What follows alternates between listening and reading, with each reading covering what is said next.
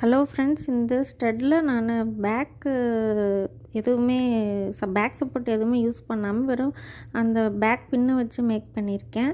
அதுக்கு முன்னாடி இந்த சேனல் நம்ம புதுசாக பார்க்குறவங்க நம்ம சேனலை சப்ஸ்கிரைப் பண்ணி சப்போர்ட் பண்ணுங்கள் ஃப்ரெண்ட்ஸ்.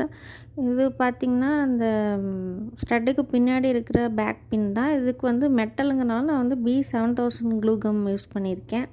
அது துளியோண்டு கொஞ்சம் வச்சா போதும். நானே கொஞ்சம் நிறையா தான் வச்சுட்டேன். நீங்கள் யூஸ் பண்ணக்குள்ள கொஞ்சம் ஒரு ட்ராப் மட்டும் வச்சிங்கன்னா போதும்.